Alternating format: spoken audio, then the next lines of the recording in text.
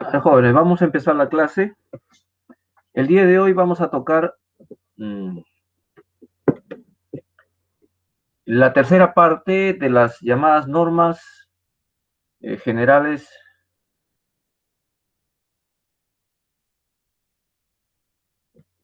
de auditoría. Normas generales de auditoría. Estas normas, como ya hemos visto, empiezan con en primer lugar, con la parte ética del auditor, ¿no? Que son las normas generales y las normas eh, personales, ¿no? Estamos hablando de las normas de auditoría generalmente aceptadas. El segundo grupo que hemos visto son aquellas normas que tienen que ver con la ejecución del trabajo. En esta tercera parte vamos a ver las normas que tienen que ver básicamente con la elaboración del dictamen, del informe. Mejor dicho, aquellas normas que son llamadas de preparación del informe, ¿no? Voy a compartirles un video para poder ubicarnos y poder hacer un análisis de este tipo de normas que pertenecen, este tercer grupo que pertenece a las normas de auditoría generalmente aceptadas. Estas normas son de cumplimiento, diríase, universal, ¿no? Porque todos aquellos profesionales que realizan auditoría siempre van a estar su accionar, su conducta, su guía, la forma como van a trabajar y cómo van a opinar, están regidas por este tipo de normas, ¿no? Son un grupo de normas que se han dado precisamente para que sean guías eh, que recogen básicamente principios que van desde los principios de ética personal a algunos que tienen que ver con la forma como de realizarse el trabajo y también cómo el auditor debe finalmente, una vez realizado el trabajo, emitir su opinión. Entonces voy a compartirles.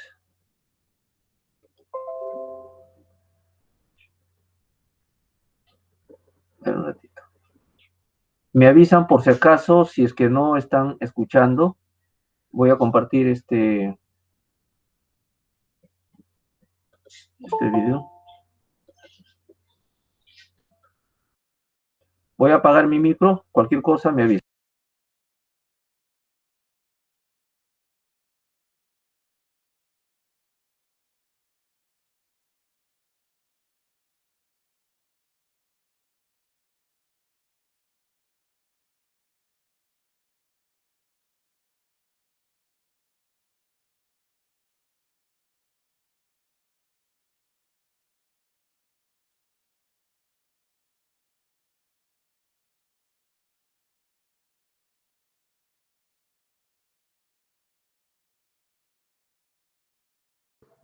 No,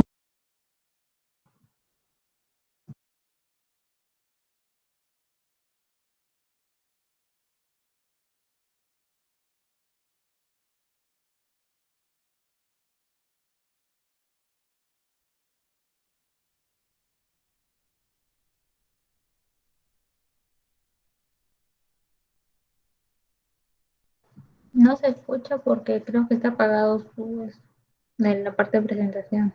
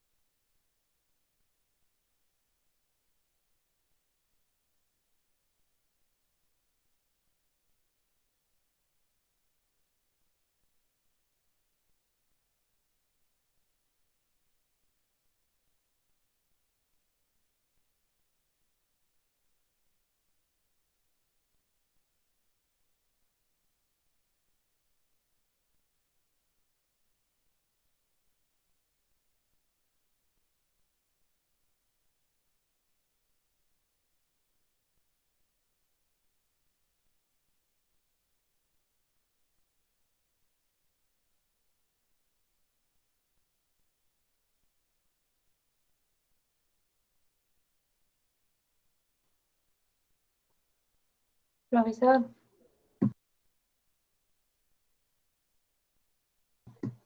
profesor. ¿Me están hablando? A eso se refiere con uniformidad, ¿no? ¿Se escucha? ¿Se Sí, está escuchando? no, le estábamos escribiendo con Kiara que no se escucha. ¿No se escucha?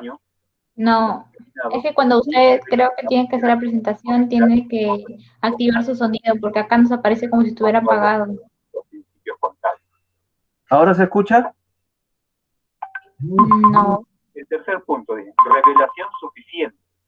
Norma del informe número 3. Las revelaciones informativas de los estados financieros deben ¿Todos tienen el problema que no se escucha? Adecuadas, a menos que se especifique de otro modo en el informe. La Ahora tercera ya norma se escucha del porque su informe de audio está auditoría, suspendido. a diferencia de las 9 restantes, es una norma de excepción, pues no es obligatoria su inclusión en el informe de auditoría, porque es revelación suficiente. Ya es criterio del auditor si pone que la información revelada ha sido suficiente o no. Se hace referencia a ella solamente en el caso de que los estados financieros no presentan revelaciones razonables, adecuadas, sobre hechos que tengan materialidad o importancia relativa a juicio del auditor. Esto también es otro principio contable, ¿no? Materialidad. Materialidad. ¿Qué quieren indicar o qué dan a entender con ese principio de materialidad? ¿No? Que la revisión debe ser hecha por la mayor representación de los estados financieros o de la actividad, ¿no? Por ejemplo, cuando nos hizo la observación el auditor del caso de la anécdota que les comenté hace un rato, ¿no? De los 85 centavos en la diferencia de los impuestos. Ese no cumple con este principio de materialidad, porque una diferencia de 85 centavos en una operación de 10 millones de soles o 15 millones de soles no es material, ¿no? No es importante. Yo les pregunto a ustedes, ¿no? Y respóndanse para ustedes mismos, ¿no? Si van por la calle, ¿no? Si se encuentran 10 céntimos o ven 10 céntimos tirados en la calle, ¿lo recogerían? ¿Lo levantarían? Algunos no le darían importancia, algunos sí lo harían, ¿no? Uno o dos posiblemente lo harían, ¿no? Pero la mayoría lo dejaría de lado, porque no es material, ¿no? No es importante, ¿no? Pero si van por la calle, ¿no? Cualquiera de nosotros, así de casualidad, y encontramos un Rolex, grandazo, dorado, con las manecillas ahí gruesas, ¿no? Los números de oro en el fondo, ¿no? Y con la marca ahí, Rolex, y la mayoría de nosotros sabe lo que significa la marca, ¿cierto? Entonces, yo les pregunto, ¿alguno lo dejaría? ¿No? O en el mejor de los casos lo recogería y lo llevaría a una dependencia policial para que lo entreguen al dueño, si es que no se lo quedan en la comisaría. Entonces, eso ya es diferente, ¿no? Ya es algo que es más valioso.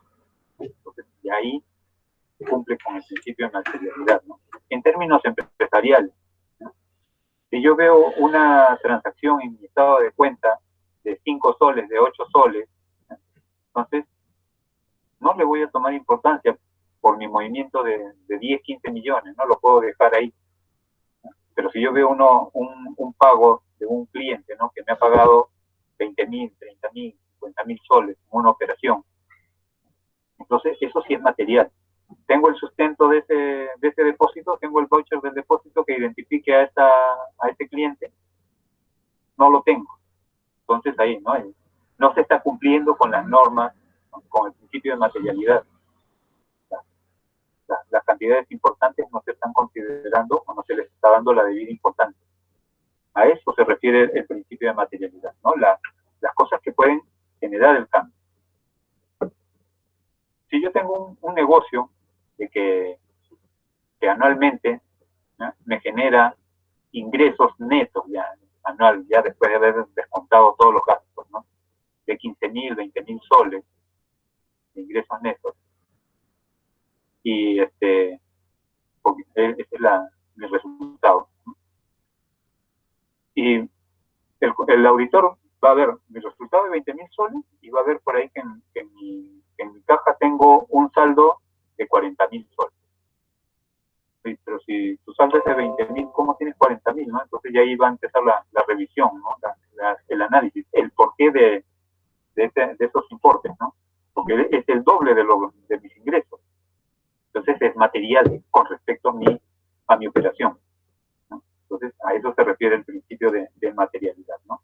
Y la materialidad va a ser también la consecuencia de lo que es importancia relativa a juicio del auditor.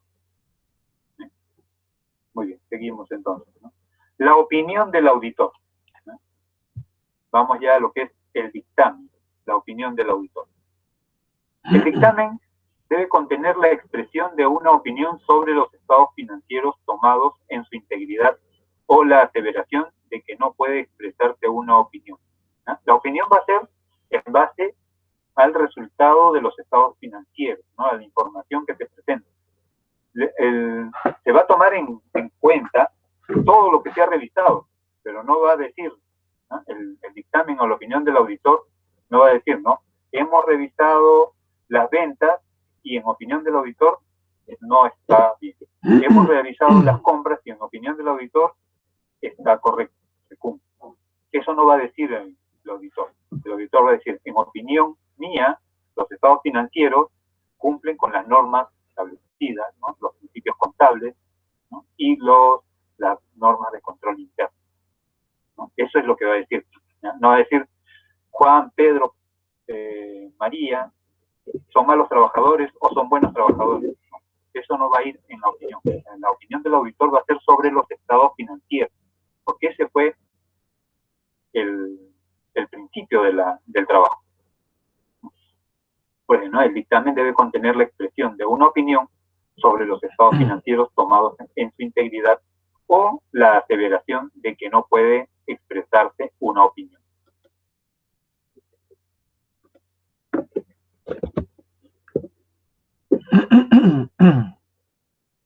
Bien, vamos a explicar de manera un poco más detallada lo que se está vertiendo acá en el vídeo, ¿no? ¿Me escuchan, por favor? ¿Alguien puede decirme? Sí, profesor. Muy bien. Sí, profesor. Ok. ¿Se ve el texto que estoy compartiendo con ustedes? Sí. Ok. Muy bien. Bien, miren, en realidad estas normas son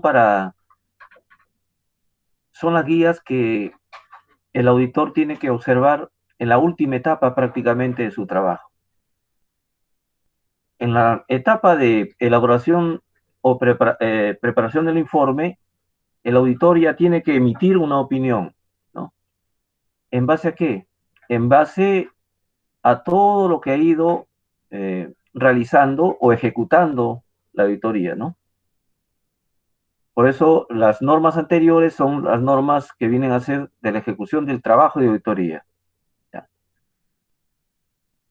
El auditor, cuando ha realizado su trabajo, necesariamente ha tenido que contar con algunos documentos que han sido preparados por él. ¿Cuáles son estos documentos? Son los documentos llamados los papeles de trabajo. ¿Qué es un papel de trabajo? Un papel de trabajo viene a ser una anotación o un conjunto de anotaciones que ha hecho el auditor, ¿no? Aplicando una serie de técnicas que tienen que ver con la forma de cómo el auditor ha ido registrando previamente de todo el examen que ha hecho de los estados financieros. La auditoría básicamente es un proceso inverso a la contabilidad. se parte del análisis de los estados financieros y se va recurriendo a las fuentes, por ejemplo, ¿no? Pero antes de llegar a las fuentes, evidentemente se tiene que recurrir a los registros contables, ¿no? Y de los registros contables se va retrocediendo hacia las fuentes. ¿Quiénes son las fuentes? Por ejemplo, son los documentos, ¿no? La información misma verbal que tienen los funcionarios que son responsables de diferentes áreas que tiene la empresa, ¿no? En una auditoría integral, evidentemente que tiene que hacerse examen en todas las áreas que tiene la empresa. Entonces, en, en esta última etapa, donde el auditor va a emitir un informe, tiene que tener el basamento de 4 aspectos. En primer lugar, para emitir el informe, ¿no? En el dictamen tiene que haber hecho un análisis de los estados financieros donde para ver si es que realmente ha habido una aplicación de los principios de contabilidad generalmente aceptados, ¿no? Estos principios de contabilidad generalmente aceptados son una especie de códigos, una especie de leyes, ¿no? Que de la empresa, cuando ha observado estos principios, o mejor dicho, la contabilidad cuando se ha realizado bajo, la observación de estos principios, entonces es muy probable que el auditor no encuentre muchos problemas, ¿no? Hay varios principios, hay varios principios,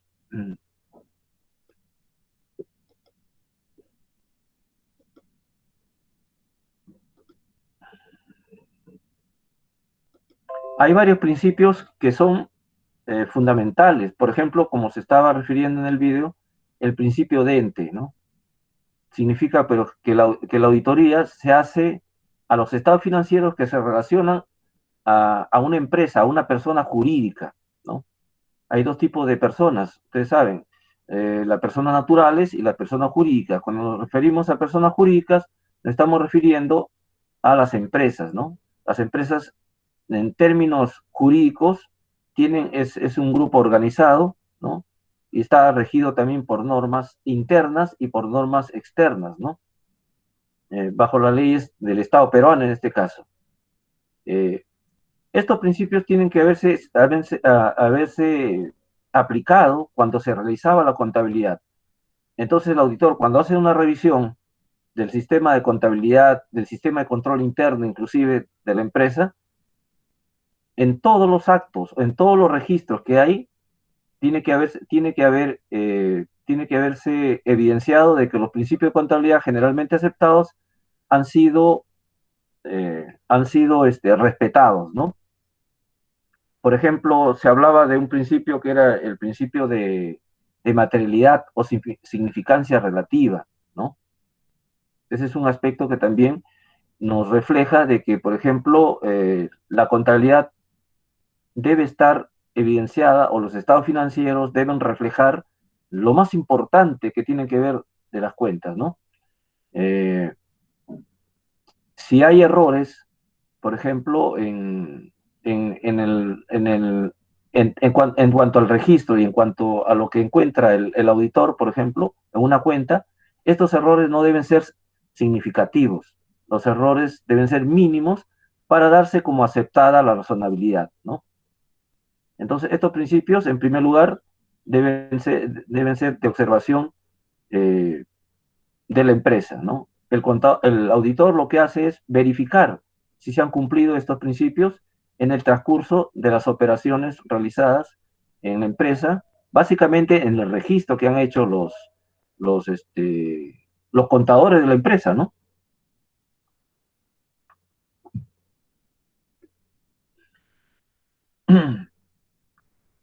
Otra de las normas de preparación del informe viene a ser la consistencia de la aplicación de los principios de contabilidad generalmente aceptados, ¿no?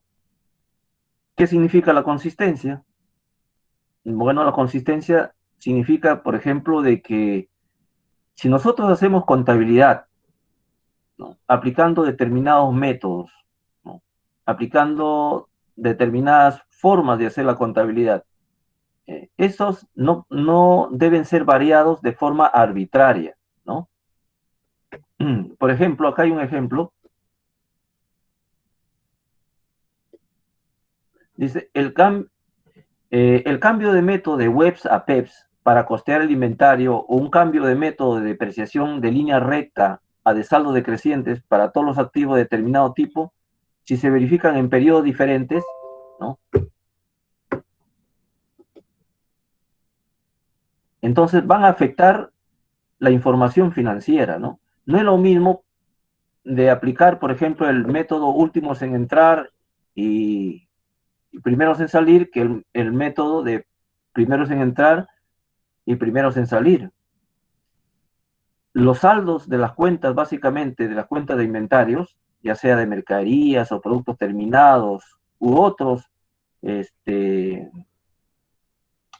otras cuentas que están en el elemento 2, por ejemplo, es probable que sean diferentes, ¿no? Con el método WEPS y el método PEPS.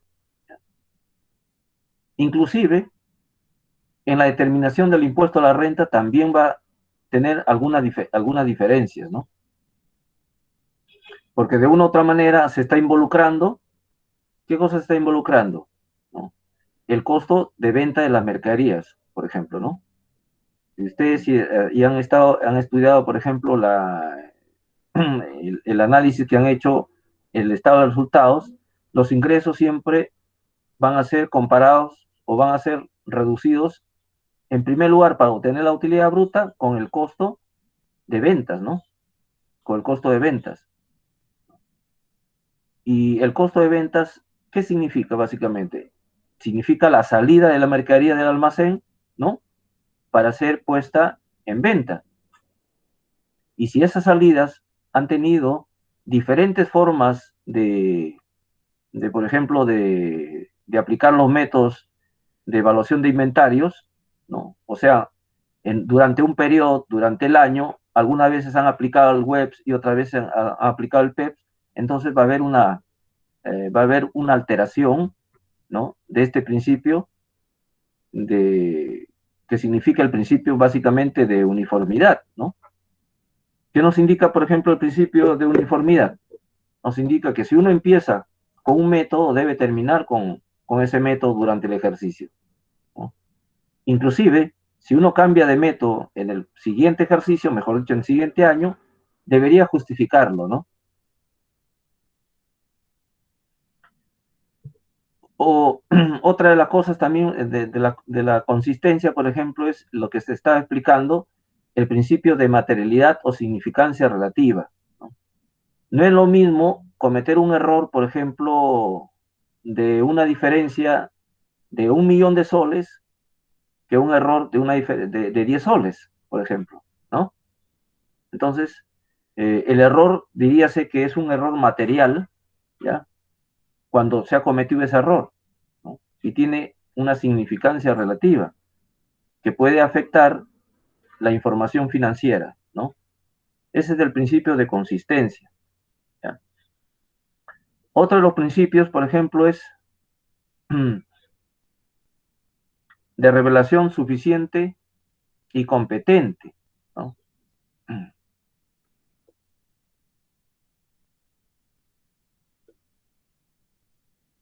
¿Qué nos indica este tipo de, este, de norma? De norma de auditoría generalmente aceptada, ¿no? Cuando uno dice que los estados financieros, por ejemplo, están razonablemente presentados o elaborados, significa que no, que lo que el auditor ha ido verificando, ¿no? De una u otra manera satisface para emitir una opinión favorable, ¿no?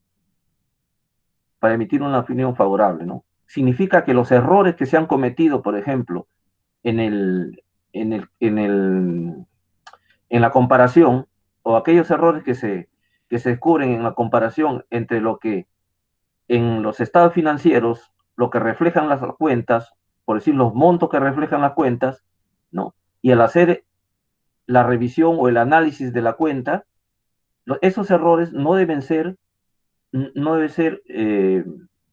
muy significativos o no debe haber mucha diferencia, ¿no? No debe haber mucha diferencia. Entonces, cuando se dice que un error, por ejemplo, es un error material, cuando la diferencia es muy significativa, ¿no? Hay una diferencia que realmente no permite que el auditor emita una opinión favorable, ¿no? Y que tenga la tendencia a determinar responsabilidades, ¿no? Otro detalle de la revelación suficiente y competente es que los documentos, por ejemplo, que el auditor va a tener, con los cuales va a tener conocimiento, ¿no? Estos documentos, en la medida de lo posible, sean documentos originales. No es lo mismo tener una evidencia con un documento que es una fotocopia, por ejemplo, que un documento que es original. Por ejemplo, se me presentan facturas, ¿no? Que son, en vez de ser digamos, los documentos originales, me presentan fotocopias, por ejemplo, ¿no? Para poder determinar la veracidad de un monto, por ejemplo, ¿no? Entonces, esa revelación, por ejemplo, no es suficiente, ¿no? Te pueden presentar todas las facturas, pero si esas facturas, por ejemplo, por ahí hay montos que son considerables y en vez de presentarte lo que corresponde, lo mejor dicho, una factura que tenga que ver con que haya sido extraída diríamos, en el caso físico de un talón original, te presentan en vez de eso fotocopias, entonces no tienes la suficiente evidencia para poder emitir un juicio o un informe satisfactorio o favorable, un informe de auditoría, ¿no? Un dictamen favorable, ¿no? Entonces, ahí esta norma de auditoría generalmente aceptada nos dice que la revelación debe ser suficiente. Lo suficiente significa que el auditor, de una u otra manera, con todos los documentos que le han presentado, ¿no? Puede emitir un juicio que le permita decir que los estados financieros han sido elaborados de manera razonable, ¿no? Ese término razonable siempre se va a encontrar en la opinión de los auditores.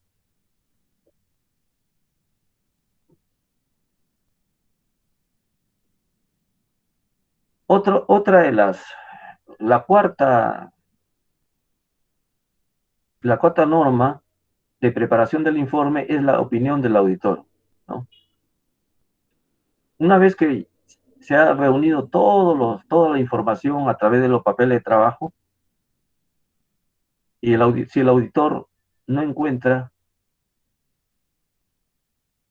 diríamos, muchos errores, entonces va a ser mucho más fácil para el auditor emitir una opinión, ¿no? Y dentro de las opiniones, por ejemplo, vamos a ver que hay 4 tipos de opiniones. La primera opinión, por ejemplo, es la opinión limpia o con salvedades. ¿Qué significa una opinión limpia o con salvedades? O perdón, una opinión limpia o sin salvedades, en este caso primero. La opinión limpia o sin salvedades viene a ser aquella opinión donde el auditor ha encontrado a los estados financieros cumpliéndose con los principios de contabilidad generalmente aceptados. O sea, la empresa, ¿no? Los estados financieros reflejan que la empresa, o sea, la contabilidad que ha realizado la empresa, ¿no? Ha cumplido diríamos, todos los principios de contabilidad generalmente aceptados, ¿no? Los errores prácticamente no son materiales, no son significativos, ¿no? Entonces, el auditor, sin ningún problema, va a poder emitir una opinión favorable, ¿no? Sin salvedades, ¿no? El control interno funciona de manera adecuada. En otras palabras, la empresa no tiene prácticamente problemas. Entonces, los estados financieros sí están reflejando la realidad de la empresa, ¿no? en forma satisfactoria. La segunda opinión es con salvedades o calificada. Este segundo tipo de opinión que va a emitir en su dictamen de auditoría, el auditor ha encontrado algunos problemas en la empresa, ¿no? Ha encontrado algunos problemas en los estados financieros que han sido elaborados por la empresa. Pero es como decir una posición un poco neutra, ¿no? En el sentido de que emiten la opinión, los estados financieros han sido, en su mayoría, por decir, elaborados, ¿no? Cumpliendo la mayoría, por decir, de principios de contabilidad generalmente aceptados, o las normas internacionales de contabilidad, ¿no? O las normas internacionales de información financiera, pero en algunos casos, por ejemplo, se han encontrado algunos errores, ¿no? Se han encontrado algunos errores y se da la sugerencia que la empresa las pueda corregir, ¿no? Entonces, eh, eh, en la mayoría de casos, diríamos que se ha cumplido, pero salvo en algunos casos, no. Eso sería la opinión del auditor con salvedades, ¿no? O opinión calificada. La tercera forma de opinar del auditor vendría a ser la opinión adversa o negativa. La opinión adversa o negativa ya tiene que ver básicamente cuando se ha hecho una auditoría donde el auditor realmente ha encontrado que los estados financieros que se han presentado no reflejan en la mayoría de casos la realidad de la empresa, la realidad que se ha encontrado en forma documentaria la empresa, ¿no? Entonces, es probable que no se hayan observado, la empresa no haya observado, o el sistema contable no haya observado de que se cumplen con los principios de contabilidad generalmente aceptadas, ¿no? Hay vulneración de las normas internacionales de contabilidad, inclusive también la presentación de los estados financieros no reúnen los requisitos con las normas internacionales de información financiera, ¿no? El sistema de control interno muy probablemente no esté funcionando, ¿no? Entonces, la opinión del auditor en ese caso va a ser una opinión negativa o adversa, ¿no? Y en el cuarto caso, por ejemplo, vendría a ser la opinión o la abstención de opinar, ¿no? El auditor no emite opinión en la medida de que cuando fue, por ejemplo, contratado el auditor, ¿no? No se cumplió, por ejemplo, de que se facilite la información financiera de la empresa o se facilite la verificación, por ejemplo, de las cuentas que se refleja aparentemente en los estados financieros. Entonces, si el auditor no tiene los documentos que la empresa debería haberle proporcionado ante el requerimiento que se ha hecho para emitir opinión o para hacer su revisión, entonces no puede emitir opinión, ¿no? Entonces, el dictamen es elaborado ya con abstención, ¿no? De opinar, ¿no? Porque la empresa no ha facilitado la documentación para poder elaborar, por ejemplo, los papeles de trabajo, ¿no? Y elaborar un informe adecuadamente. El informe sería sí, pero con abstención de opinar, ¿no? Entonces, miren, estas son las formas en las cuales el auditor debe guiarse para poder cumplir con la última parte de su trabajo, ¿ya? Que es el trabajo de la preparación del informe, ¿no? El informe de auditoría, que es uno de los documentos que generalmente ya sea la gerencia o los socios esperan, ¿no? Para poder ver en qué situación está la empresa, para poder tener para emitir de repente, tomar algunas decisiones en un futuro, en una futura gestión, a un año próximo, ¿no? Entonces, la auditoría es muy importante desde este punto de vista y estas normas pues guían al profesional que se dedica a la auditoría para poder hacer de manera eficiente y eficaz un informe de auditoría, ¿no? Bien, no sé si habría alguna pregunta de parte de ustedes para poder analizar de repente de lo que han escuchado, de lo que yo he podido vertirles a ustedes. Los escucho.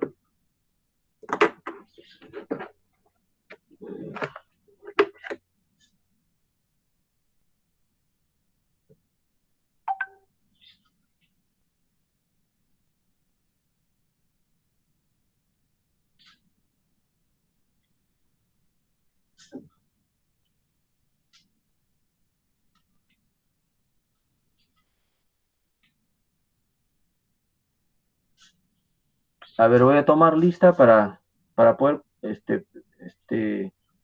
determinar su asistencia, ¿ya? Por si acaso, hemos determinado también los delegados de aula o de curso, pero en la mayoría hemos coincidido de que la alumna Rosaine sea la delegada del quinto ciclo, ¿ya? Entonces, cualquier problema que tengan ustedes, canalícenmelo a través de Rosaine, ¿ya?